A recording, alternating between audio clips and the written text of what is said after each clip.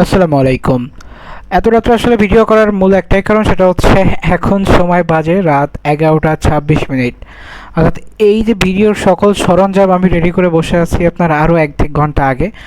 But আমি শুধু একটা নিউজের অপেক্ষা ছিলাম যে হয়তো বা আজকে রাত্রে এরকম কোনো নিউজ আসতে যাচ্ছে যে কালকে এসএসসি পরীক্ষা হবে না, অথবা এইচএসসি পরীক্ষার কালকে যেটা আছে ওইটা কোনো না কোনোভাবে ক্যান্সেল করা হয়েছে।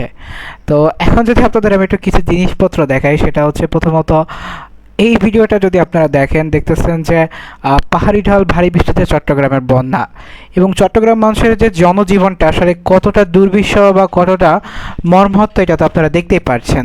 এখন আপনাদের মনে হতে পারে যে কী সমস্যা, চট্টগ্রামের পরীক্ষাটা ক্যান্সেল করে দিছে, তো চট্টগ্রামবাসীর এইটা দেখে এত ফাউস সিম্প্যাথি আর ভিউজ গেইন করার কোনো দরকার নাই, তাই না? তো চলেন আরেকটা ভিডিও দেখাই, সেটা হচ্ছে এইটা।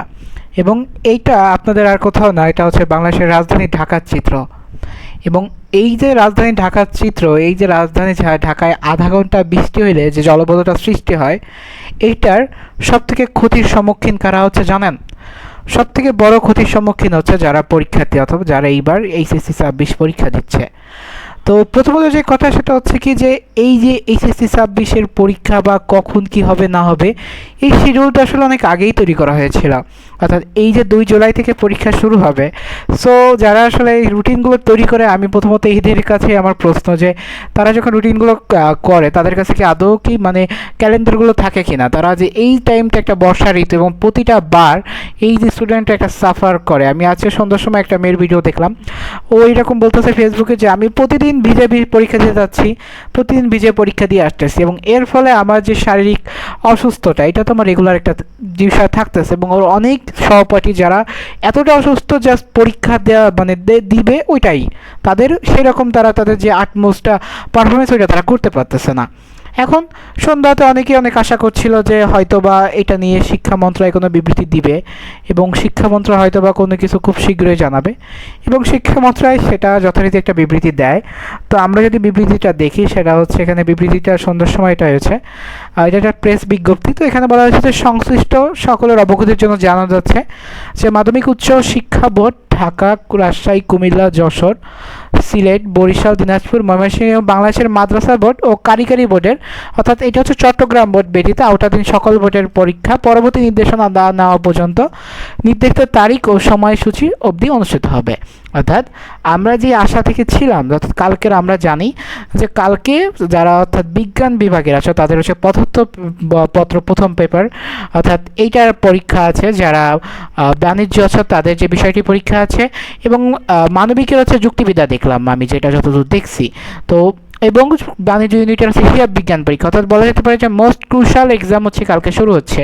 এবং এই যে বাচ্চা কাচ্চারা এতদিন বাংলা, ইংরেজি, আইসিটি পরীক্ষাগুলো দেওয়ার পর আসলে ওদের তো আবার এটা রিস্টার্ট প্রয়োজন ছিল, অর্থাৎ ওরা তো এই গ্রুপ সাবজেক্টগুলোই তো রিস্টার্ট করবে। তো ওদের সেই পরীক্ষার আগে আপনি এখন হয়তো বা আপনাদের মনে হতে পারে যে যারা ভিডিওটা দেখতেছেন যে আমরা তো আমাদের বাসায় তো বিদ্যুৎ আছে। ভাই, শুধু তো আপনি তো এসএসসি পরীক্ষা দিচ্ছেন না, এইচএসসি পরীক্ষা দিচ্ছে বাংলাদেশের একদম ওই যে প্রত্যন্ত অঞ্চলে যে আছে সেও এইচএসসি কালকেরা, এবং দেশের যে এলিট ক্লাস আছে তারও কালকে এইচএসসি পরীক্ষা।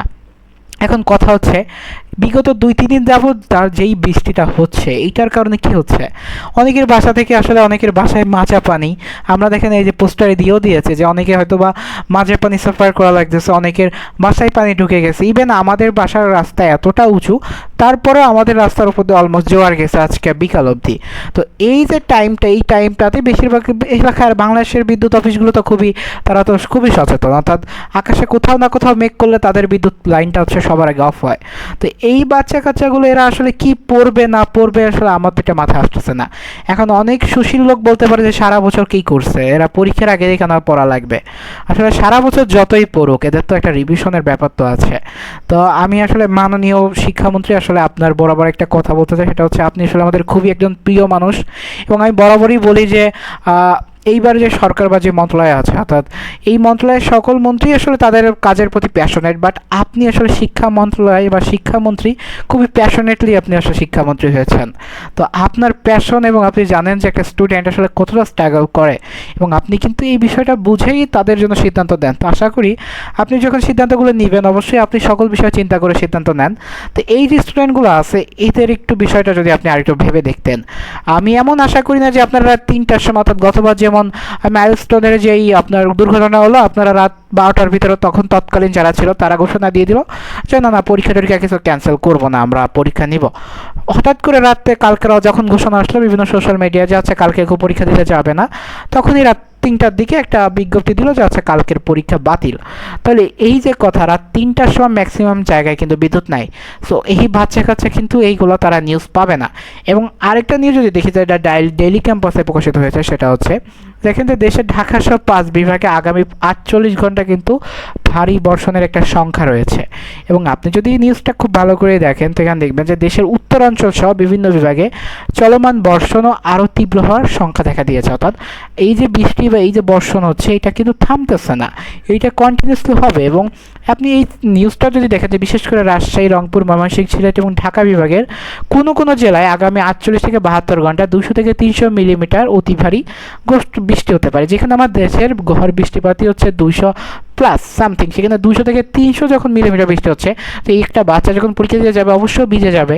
এবং এই ভিজে গেলেও আদৌ পরীক্ষা কি দিবে এবং ও যে পরীক্ষা দিতে যাচ্ছে ওর কী কাজকর্ম হচ্ছে, আমার তো এটা বোধগম্য হচ্ছে না। এখন আপনাদের অনেকেরই মনে হতে পারে যে ঠিক আছে যেহেতু 48 থেকে 72 ঘন্টা কালকে সকালে, তো হয়তো বা খুব আস্তে আস্তে শুরু হতে পারে। তো তার জন্য আরেকটা নিউজ, সেটা হচ্ছে দেখেন যে ডেইলি ক্যাম্পাস দিয়ে দিয়েছে যে আগামী 24 ঘন্টায় 19 জেলায় বজ্রঝড়ের আভাস রয়েছে। অর্থাৎ ঝড়ের আভাস রয়েছে যেখানে 45 থেকে 60 কিলোমিটার বেগে দমকা অস্থায়ীভাবে আসলে ঝড়ের আশঙ্কা রয়েছে। এখন ঝড় হলে প্রথমত কি, এখন আমি তো আমার স্টুডেন্ট, ঠিক আছে আপনারা সুশীল লোক, আপনারা এটা কথা বললেন যে ঠিক আছে স্টুডেন্টরা সারা বছর পড়ি নাই, পরীক্ষার আগের দিন তাদের কি পড়া লাগবে। আচ্ছা পরীক্ষার আগের দিন ও পড়লো না, কিন্তু ওরা তো আপনি লিখতে দিবেন তাই না। এখন বৃষ্টি হলে তো সারা ঘুটঘুটে অন্ধকার, প্লাস আপনার স্কুলে বা কলেজে যেখানে পরীক্ষা হচ্ছে ওখানে তো বিদ্যুৎ নাই। এখন 3 ঘন্টার জায়গা তোকে তো 5 ঘন্টা পরীক্ষা দিতে দেওয়া হবে না।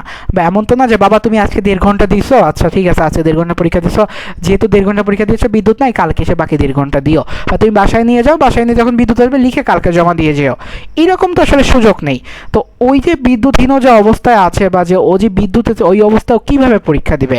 এবং একে তো ভিজে যাচ্ছে অল ইকুইপমেন্ট। আমি এবার আমার একটা অভিজ্ঞতা বলি, আমার একবার সিট পড়লো হচ্ছে এটা জানালার পাশে, এবং এটা হচ্ছে অর্ধবার্ষিক পরীক্ষা ছিল যদি স্কুলের। তো আমি আমার খাতা অর্থাৎ খাতা ঠেকানোর জন্য আমি আমার যে লুজ শিটগুলো আছে ওইগুলো জানলার সাথে এরকম টানা দিয়েছিলাম, কজ এত ভারী বর্ষণ হচ্ছে এবং এইটা জানালা থেকে এতটা বেগে বৃষ্টি আসছে যে আমার খাতাটা সব ভিজে যাচ্ছে। এখন আমি স্যারদের কাছে এবং স্যাররা ওই দিন দিছিল, ওইটা প্রোভাইড করছিল, এক্সট্রা পেপার নিয়ে আমি জানালার কাছে রাখতেছি যাতে সবাই করছে এটা, যে ওই বৃষ্টির যে একটা ছিটাফোটা সেটা না আসে। এখন ওইটা তো আমার স্কুল পরীক্ষা ছিল, আমি তো এটা কোনো না কোনোভাবে সার্ভাইভ করেছিলাম, বাট এটা তো সার্ভাইভের ব্যাপার না, এটা হচ্ছে এইচএসসি এবং একটা স্টুডেন্টের লাস্ট আপনার বলা যেতে পারে যে লাইফের লাস্ট বোর্ড এক্সাম। এবং এই এক্সামের জন্য সে বিগত 2 থেকে বলা যেতে পারে 1 থেকে 1.5 বছর, অলমোস্ট 2 বছর প্লাস সে কিন্তু এফোর্ট দিচ্ছে। এবং এরপরে তার পরবর্তী লাইফে কোথায় কী সে যাবে, কোথায় এটা কিন্তু খুবভাবে কাজ করতেছে।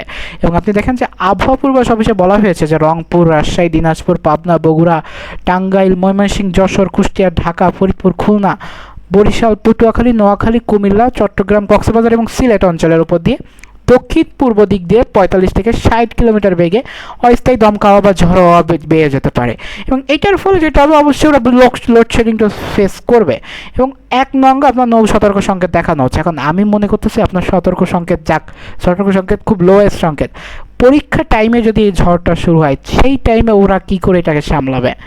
এখন দিন শেষে কথা ভিডিওটার মূল উদ্দেশ্য হচ্ছে যারা আসলে এই রাত অবধি বসে আছে যে পরীক্ষা হয়তো বা ক্যান্সেল হবে, এখন ক্যান্সেল হবে না হবে এটা আসলে আমাদের কিছু করার নেই। বাট আমি মনে করি যে এই ভিডিওটা স্টুডেন্টের থেকে যারা আসলে এই কর্মকর্তা আছে তাদের জন্যই মেইন। আপনারা যারা স্টুডেন্ট আছেন এটা এমনভাবে শেয়ার করবেন যেন জিনিসটা খুব ভালোভাবে পৌঁছায়। এবং আমার পয়েন্টগুলো হচ্ছে যে আসলে আপনারা স্টুডেন্টের কি আসলে কী ভাবতেছেন আমি এটা বলতে পারতেছি না, যে ওদের উপরে এটা চাপা দিবেন এবং ওরা এটা মেনে নিতে হবে, ওদের এইটা দায়বদ্ধ রয়েছে, এটা তো অবশ্যই ওদের মানতে হবে আপনার নিয়ম নীতি। কিন্তু যেই জিনিসটা আসলে ওদের ভবিষ্যতের প্রতি হুমকি দিবে এই বিষয়টা কীভাবে গ্রহণযোগ্যতা পাচ্ছে আমি বলতে পারি না। তো যাই হোক আসলে কথাবার্তা অনেক বললাম, অনেক রাত হয়েছে এবং এই ভিডিওটার মূল উদ্দেশ্য ছিল হচ্ছে তোমরা অনেকে এই রাত অবধি ছিলে এবং ধারণা ছিল পরীক্ষা ক্যান্সেল হবে, বাট এখন অবধি কোনো নিউজ আসি নাই, যদি আসে আমি জানিয়ে দিব। তো দেখা হচ্ছে অন্য কোনো ভিডিওতে। আসসালামু আলাইকুম।